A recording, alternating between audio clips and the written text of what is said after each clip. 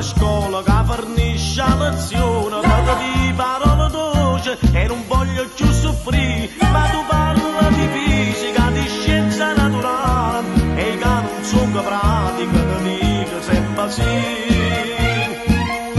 Tu non conosci amore, perciò parla così, tu non capisci ancora, o bene tu puoi dire, tu non conosci amore, perciò